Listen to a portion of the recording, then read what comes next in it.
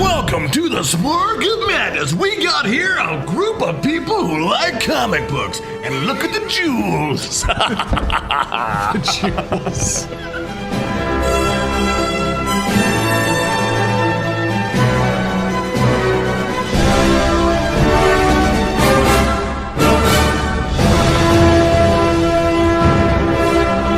Hey, welcome to the Spark of Madness podcast. We've got a very special episode, 11 years in the making.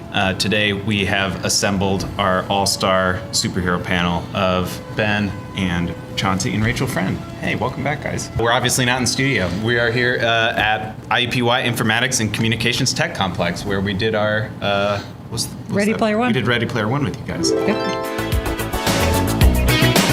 Definitely not great cinema. I give it probably like a 5 out of 10. Whoa! And Aaron is here, but he's not joining us because of his embargo. He's running the board over here because we are. Shake your head, John. So let's talk about Avengers. You did it for the Five-ish Fangirls podcast this week, right? Yep. And you were saying, how long did that show go? 3 hours. 3 hours. As long as the movie itself. Wow. I don't know if we'll talk that long, but we'll see. We'll see. It's still young. And Ben, when did you go see this? No, with my dad. And This is my Good seat. father-son. And it was terrible seats. I was over here like this. This movie is huge. Makes you glad you paid $20 a ticket, right? yeah. It'd be terrible, but you know, when it comes to VHS, I'll watch it again. All right. Yeah, I don't want to pay. You can get it with a Happy Max. Meal, I'm sure. Yeah. Happy Meal, yeah. The Endgame Happy Meal toy is just like, here's some dirt. And just pour it loose dirt. It's something healthy. It's packaged in the plastic, and then you just, okay. She shedded a tear. That's funny. Yeah. 3 hours into both the movie and also your podcast. I'm Yes. curious for you, Rachel, how many bathroom breaks for both of them? did you Neither, take? actually. No bathroom breaks. That's pretty impressive. She brought her own bedpan. Put a cork in it. I realized about 2/3. I don't know if I can move on from that. I realized at a certain point in the movie, the second viewing, that I did not need to go to the bathroom either times because any liquids that I had accumulated, I released through my eyeballs from crying so hard. She did. She's very emotional. And then I cried while reviewing it on the podcast too. We'll get to it. We'll get Spoilers. Yeah, spoilers. I guess this is the spoilers thing. Infinity War came out last year, and we did that on the show. Last year or 2 years ago? Last year. Last year. Yeah, last year. Yeah, it's a fast year. Isn't that crazy? Really felt like it faded away to Actually, dust. But this movie picks up pretty much right where that leaves off. Off with the people disappearing. With Hawkeye's With family. Hawkeye's family. Oh, that's true. That's right. I totally forgot That about was the that. cold That open. was a pretty that was well done. Yeah, it's Yeah. thoughtful. shot. Yeah. Yeah. Oh, I thought that was a great start to like trigger us back into what was happening in the movie, but also a character that wasn't with us. And so, Yep. and I actually think it sets the tone for the entire movie that we'll get into here in a minute. But they take a lot of time to focus on The grieving. the small moments a little bit more than I expected. Which going is good. forward, which is really good. Which is really good. Yeah, like we spent a lot of time like really feeling out what it would actually be like to go through that. Like, they spent a lot of time like scripting things like support group meetings and like little, reactionary human things that would happen if the world did have like a snap. But the movie really kicks off pretty quickly because Yep. we're not going to waste any time. We gotta catch up with who's left. We got to catch up with Iron Man and Nebula, who are off on like kind of stranded. And what are they going to do? We got to catch up with Captain Marvel, who was just introduced, and Yep. what are we going to do about Thanos? And all of that happens in.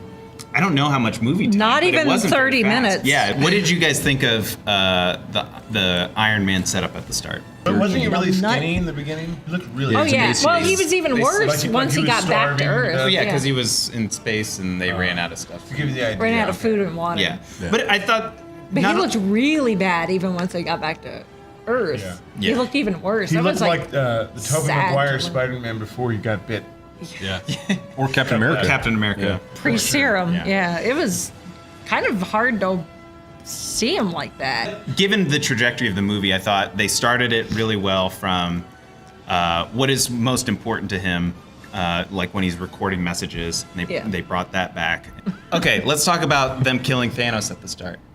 I mean, it'd be hard to do, but everybody would be upset if they didn't bring Thanos back. That was it.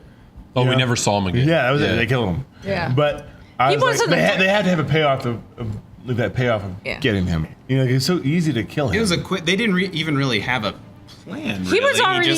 already super injured though. Like his arm had been injured when he did the snap in Infinity War, It feels like this, and then he injured himself even further. So like he was limping and all sorts of things. So it's like they could have left him alone. He would not have just been a threat. a humble farmer of he probably would have succumbed to those stalks. injuries. I did like the fact Cocaine that balls. Yeah, I think Galactus is going to play a role in the future with this whole series. I think he's going to be the new ominous space threat. Yeah. Could be. He's actually more powerful than Thanos by 10 trillion times.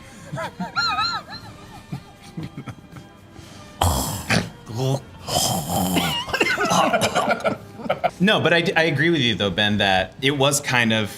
I liked that it was so abrupt at the start with Thanos. It was like, okay, so this is a 3-hour movie. How you have a lot of things you can do now. Like the possibilities are infinite. And I also loved that I went for the head. Yeah. And he just lops it off and just struts out. You can tell. And Thor kids were in just- this movie. The point at which Thor does that is like he doesn't give a crap about what Yeah. what they care about or what Thanos cares about. He's just like, I should have done this, and I'm gonna do it. Yeah. So let's go through the flash forward because I think his character. So 5 years in the future, everybody gets changed. A lot of that is recognized in their haircuts. Yeah. Which Thor has the biggest transformation, which I know Ben, you were a big fan. I thought it was funny, the Thor Lots thing. of because fried chicken I laughed so and- hard because now he's a deadbeat. He's basically the Big Lebowski. Lebowski, yeah. Yeah. You have to think about someone like Thor, who is essentially a god, just how far gone Thor has to be mentally for his body to get that way. I totally agree with what you're saying, Rachel, about like how far gone does he have to get? And Valkyrie points to this like corner of a dock that is just loaded of beer that clearly is meant for him. But I think it's to what you were saying, Chauncey, that the guilt he feels specifically, like they really set up each person, I think, that goes through this 5-year warp. What's the baggage they're taking with them? And for him, it's kind of, it's all encompassing, even to like physically. The way he looks physically is a physical manifestation of what he's carrying mentally. Yes. Like they realized that Chris Hemsworth is pretty funny, He is. Yeah. and like they started to let him be him like adding ad libs, and now they're like, well, we can still put him in the Marvel universe and put him with the Guardians of the Galaxy. But let's talk about the other characters that went through this The 5 original years 6. later. So like who else? We got Thor, we got Hulk. Take your pick. I want to talk about Bruce Banner because he kind of has completed his arc as a character at He's this Professor point, Hulk. basically. Yeah, Professor Hulk in He's the like I love Professor Hulk. Hulk He's not Daddy. He was looking at the Hulk as the disease, and now he's looking at it as the cure. Is that what Yeah. he said? Yeah. Well, I feel like he's completed it, the arc of the character by finding the I think- balance between the two. True, but I also think he didn't complete his arc too. So he never You once. still don't think he has? Well, I think he should have faced off with Thanos at one point because we wanted to see the Hulk fight Thanos. There was no closure there. There was no closure with that particular arc. Well, I guess now, the character overall, yeah. What is Captain America doing? I forget. He's taken Sam's spot as being doing like group therapy Trying to because help people. he doesn't really know how to do anything else. Tony has started his own family, which is kind of a big development. He has a little, which is. I literally thought that was a Morgan H. doghouse. Stark. This is the part of the movie where they just kind of let a couple characters go off and do other things. Specifically Captain Marvel, which I would say is one of my biggest flaws in the movie. In that I don't think so. Part in universe, like in movie explanation, is she explains that she's taking care of essentially what's happening on Earth, on all the other planets in the area she's able to travel to because they don't have the Avengers, Right. which makes sense. She is incredibly strong. I mean, he headbutts her. He has to use the Power Stone to stop her. Basically, So Captain. She would have been I don't know what the proper term, a MacGuffin. Well, right. Yes. I guess she's ex machina. Yeah. Here's a problem with her. She's too powerful. Right. She could have just like beat up everybody. Right. To back up a little bit though, I think she's a side character, and everyone's putting her in the place of being the main character because she had her own movie. But Nick Fury always brings in sort of a Hail Mary, last ditch effort, or Coulson does too, and that's what she is in this movie. She's just, if you didn't watch Captain Marvel, and she just showed up for this, it'd be like, whoa, who's that powerful person? Oh, that's Captain Marvel. It's like that was Nick Fury's It was cool to see her contribution come to in. the whole thing. How convenient that Thanos, when he made sure to do the snap, that he wanted to be completely random so that it affect, old, young, rich, poor alike. But it just so happened that the ones that got left behind happened to be the exact group that would be the one to take him down.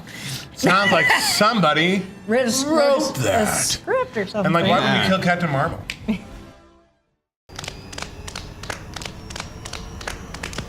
Ants. Ant-Man. Let's talk about the heist, which I think is the perfect way they phrased it. I think You know you love him. it's ants. You Well, love some Ant-Man's first. Ant-Man. I mean, it's kind of his thing. I mean, Yeah. he was a burglar. Right. So the whole plan is, now that Tony Stark, and just through an episode of The Voice or whatever, invents time travel, and just shows up, and they all get their little wristwatches that conveniently can go to a very specific point in time. Their plan is to go back and grab all of the Infinity Stones and bring them to the present. And I thought we would get lost in some weird paradox talk of, it's setting a new timeline. Oh, yeah. But they addressed that quickly, and I didn't makes perfect sense. I didn't think about it again. I mean, that was helpful when that lady, I don't know what her name is, from The Ancient One. The Ancient One, she does that visualization with her magic. That was pretty cool. Yeah. I want to see what Neil deGrasse Tyson thinks about this. He got snapped, so it doesn't matter. Thanos' chin looks. He was up on stage, giving a talk, and all this, he's just like, Yeah. This is unrealistic. But I mean, this would never happen. Gravity would blow my ashes this way. This is really a talk on the musings of an astrophysicist. That's really what's going on here. This lecture might not even be coherent. Ant-Man shows up. This was something that I think was... the rat that saved the universe. Yeah, there was a The rat that saved the I universe. don't follow. Oh, remember Wait. the rat crawls over the little thing on the dashboard? Turns on the. Oh, yeah. The rat set it all in The motion. rat saved the universe. What happened? 14,605 His van? futures Yeah. Doctor Strange saw. This is And where the movie one gets that- good. The one The one that they win is the rat. is because of a rat. The We don't Splinter. know. Before he became Splinter. Yes. You're right. This is our splitting The of ooze, timelines. yes, This the podcast The ooze that. is a Pym creation, Yes. and that It's a pimp. Pim, it is Dr. Pim. Except they're not in New York. I like that. I enjoyed They're in that San one. Francisco. 4 baby turtles.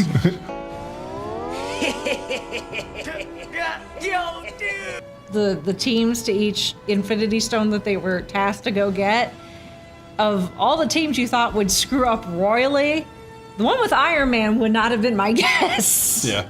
The one with Iron Man and Captain America to screw up. And I like Yeah. the plot of the Hulk. You have to use the stairs to mess it all up. Yeah. That's funny. Yeah. It was kind of neat to see. I'm a nerd, and I liked seeing him inside the arc reactor. I was like, that's hilarious that they even spent the time to design all that. I want to go back and look at that again. Yeah. All he's pulling out is a fuse. That's it. Yeah. It's like he has all his complex electronics and miniaturized, and he's got this little fuse that you'd buy at It would And then have like- been funny if it was an off button. Menards. Yeah, right. If it's just an Just off a button. big off. A big Yeah. red button. Yeah. Just push to close. The line that stuck with me is he gets up and he's like, "That is America's ass." Yeah. that Oh, was yeah, funny. yeah. So- Cap has to fight himself, and And he's, that was he's visually annoyed at funny. how holy and chipper his Yeah. 2012 version of himself is.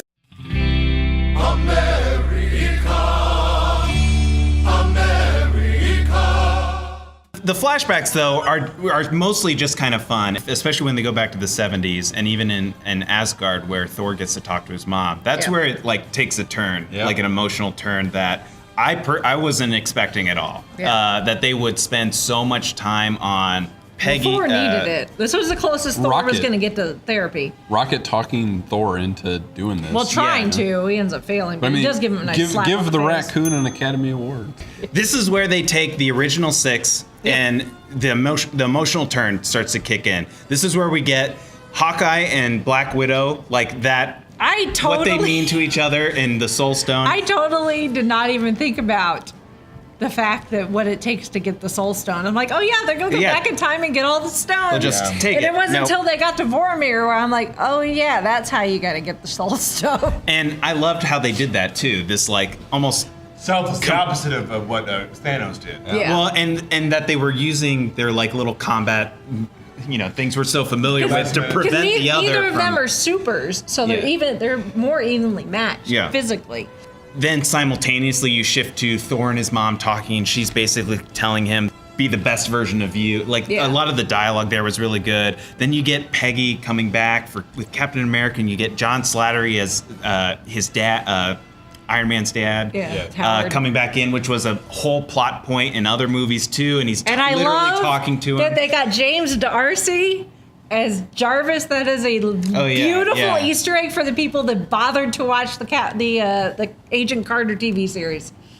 They spent a lot of. This is the part where I've told people when I like, what did you think of the movie? I said that they did the expected things like as well as I kind of thought, and they did the unexpected things really, really well. Mm-hmm. I was not expecting them to spend so much time. Like they're chasing down the stones, and that could be a whole thing where they use their powers and just grab the stones or whatever. But instead, they were so patient with it, and we start the movie with Hawkeye losing his family, and then you get all these other woven threads of,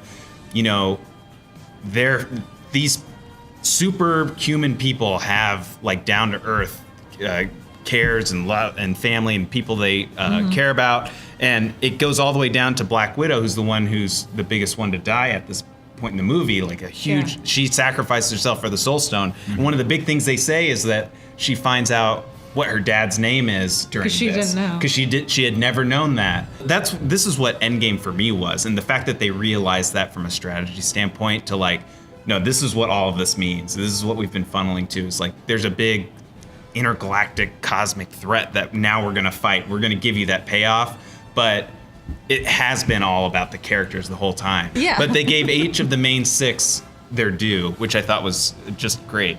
And then of course Nebula and her dysfunctional and family. her camera that's always running. Her doorbell cam that's in her eye. Apparently Nebula is connected to the cloud. But I thought that was a good way to transition into what the threat is going to be and bring Thanos back into the picture. Like he's like Darth Vader because he's like the big scary, instead of black, it's a big scary purple guy. Yeah. But like he beelines and gets his own way every time, it seems like. He realizes, having seen the future, that people will remember the past, and if that's the case, then they'll keep like his vision for what the perfect world would be. Can't happen. He thinks that the world's going to appreciate what he did for them, like some sort of like I said, like he thinks he's some sort of benevolent god. Yeah. When in reality, that's not the case, and because of that, he goes even more extreme from I'm going to let 50% still exist to I'm gonna start over, burn it all to the ground, and start over. Oh, we're not just getting the same thing all over. Like now, the amount, like the destruction is it's doubled. Like we're starting. Like this is a even bigger threat, and then that cue all of the things coming and showing up through the portals or whatever. Let's get to the end. Did it live up to what you thought? You know what? I honestly thought in the theater though, it reminded me when they were all showing up because it was like Captain America versus everything. I love it. And then like everything, all the good people started showing up. I'm kind of embarrassed to say this, but like I was reminded of one of my favorite films from when I was a kid, Smokey and the Bandit 2. Watch the end of that movie. Okay, go ahead. No, I thought it was really, it reminded me, like it had that Rudy moment. Like, it's just like this, like, he just gets up, he doesn't quit, and he's ready. Like, you see Thanos' army, and he's ready to face off with it, but then that was a cool moment. And the part where he's worthy now to wield the Thor's hammer. Mew Mew. Yeah, and like, that was very Force Awakens moment, wasn't it? Yeah. Where you thought Thor was getting it, but it was him. That's right. Yeah, you're right. It was very Ray with the lightsaber. It was actually probably a good thing for Thor psychologically to know that he doesn't have to be the person to wield all that power. Well, and he also got. He doesn't have to carry that burden. There's someone else that can carry that burden. I did like when they're With fighting. him. He's like, no, there's like, I got the big one, you get the little one. Yes. But He needs to eat a And salad can we like talk his about the mom told moment him when to. they want to switch everybody back right before the end? And Yeah, like, we didn't even talk about it. Yeah, Hulk they doing make the it, yeah. like. First of all, Robert Downey Jr. makes a gauntlet that works while like Peter Dinklage had to harness the sun to make it. But Robert Downey Jr. can make It's it. probably Yeah. just the material, like It's just vibranium. nanobots. Yeah, you're right. Right. Yeah, but it shows you how smart he is. It I was don't, just funny. he to wouldn't see. have been in the right place That mentally was the whole funny part. to about have it. the proper intent to use Yeah, the stones yeah. the way they wanted to. Well, and that also was a great little moment for Bruce Banner, who also, again, was kind of. As He wasn't strong as- Hulk. He wasn't like wasn't what that we're. Hulk. No, he wasn't breaking. He was just kind of a more cerebral character. He was Skulk. That now we get all the way to at this point, and he's like, "I was made for this," and like that ties his whole thing together to be. It's like, because there was gamma radiation. yeah, coming this from is it. literally. I'm the only person that can do this, and all of that like inner turmoil has led to this. Yeah, when it for me to be able to do this. you could see like this charring up his arm. I was like, oh, that looks Yeah. really bad. The big fight, which I think was so you see the horde of faceless monsters that are with Thanos that are just going to be fodder to destroy, and then you bring in literally everyone, and then it's like such a cool moment. My favorite moment is when Ant-Man comes out with the Hulk and lets him Giant go. man. It was like, So Yeah, that was cool. That was cool. And then the big whale thing comes in. He's like, huh. he just knocks it. I think there was a continuity error, and if you went back and watched it, Ant-Man was really small. Like at one point, he was teaming up with the Wasp towards the end, and when he was doing that, you could see Ant-Man in the back, and it really was weird continuity error. yeah, you would think they would have that attention to detail. yeah. I hate think so when they too. don't like just look at the last frame and then like make everybody. Especially in the same something spot. that involves a digital effect. Yeah, you know? it's so weird. Anyways, Well, so let's get to the conclusion. They fight Thanos. There's a whole bunch of different little mini sequences in there. You Yeah. know, you get the especially the female characters team up. You get Hot potato with the glove. Yep, and then he gets the gauntlet, and they have, Spider-Man comes back and he's like, "Hey, you remember when we were in space and that was- I got dusty?" and that was a beautiful moment. It was really like it was a precious really moment good. where he just loses it. and then at this point is when Captain Marvel shows up and takes down the ship. And they're all just desperately trying to keep the gauntlet off. Scarlet Witch had an awesome sequence, I Yeah. thought, where she just shows down with him and basically Wait. holds him off for a minute. Yeah, that was cool. Meanwhile, Doctor Strange is literally holding back the tides. Yeah, he's like Moses back there. Literally, yeah, quite literally. Well, he had a really nice moment where Yeah. he's just raises his Yeah, one finger. 'cause He's Tony "This is asks the one." him- Yeah, Yeah. that one. What happens next? I cry. So what happens? Like, no, I mean, we know what happens next, right? We watched it, but Yeah. what actually happened? I don't have to watch it, Dottie. I lived it. I cry a There's a lot of lot. mystery, I think, in this last like 10 minutes of the movie. Why do you say that? I say that because Iron Man knew he was probably going to die, and this was the only way. Yeah, he put it all together. He put it all together once he saw Right. the one. 11 years later from his killer movie to now, he was on a martyrdom course to save everybody, right? So then that happens, but you could reset the universe back to a single atom with that. What else did he do when he did that? Because he's a clever guy. We all know he's a clever. Oh. So obviously, spoiler: Tony Stark dies. He puts it. It wasn't that big. Well, you got to understand that. He's my favorite. I'll summarize real quick here. 11 years ago on May 1st. Hey, what's today? May 1st. Okay, I was in class with this young lady, and I asked her out in this building, and that was the first time. And I went to see Iron Man with Ben and Aaron. Oh my God! 11 years ago tonight. And he almost missed Iron Man because he was so Twitter painted. So let's talk about some of these different send-offs where they wrap up the whole movie. Here we go. People with the I don't wings. think any of the core six now are going to do anything. They're done. So now it's really passing everything on to the new blood: Black Panther, Captain Marvel, Spider-Man.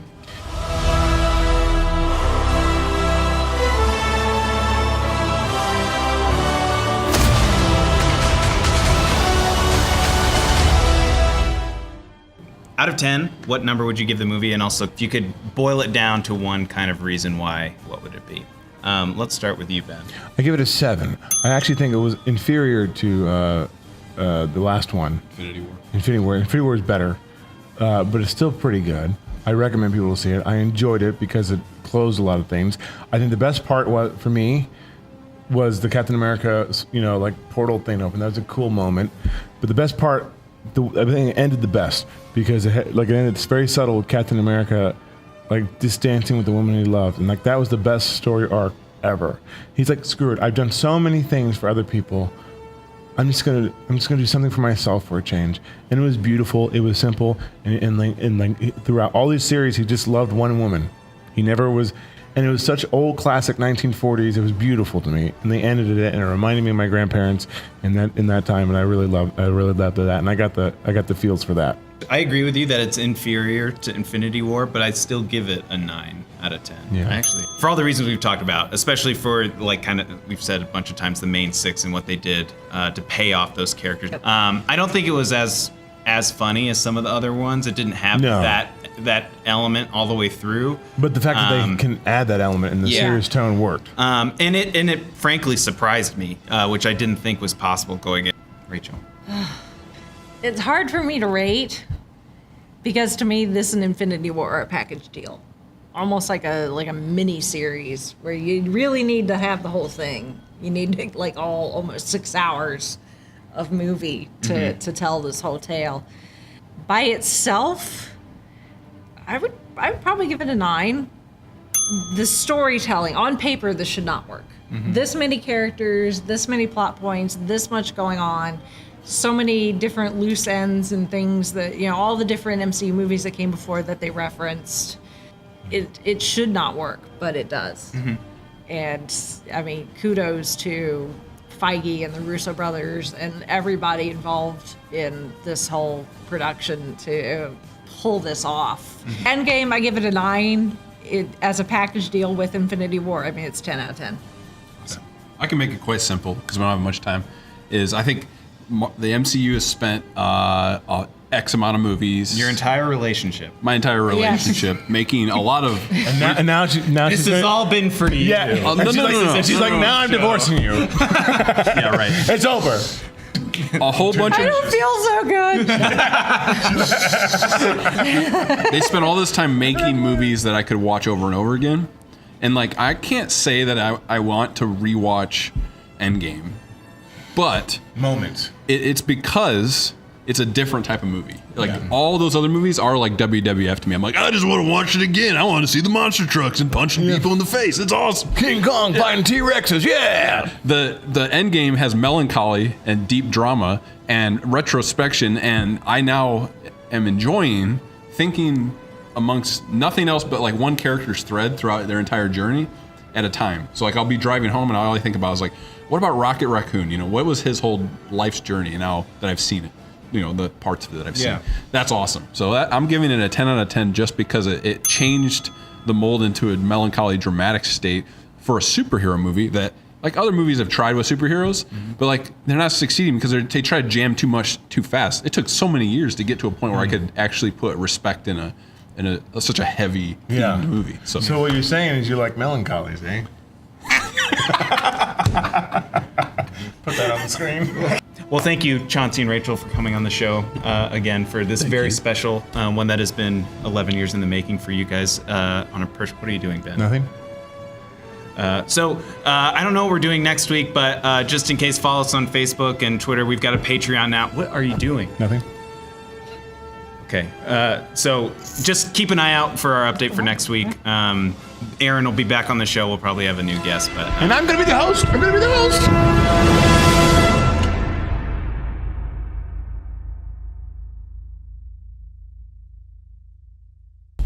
I totally agree with what you're saying, Rachel, and I think it goes to what Chauncey was. I just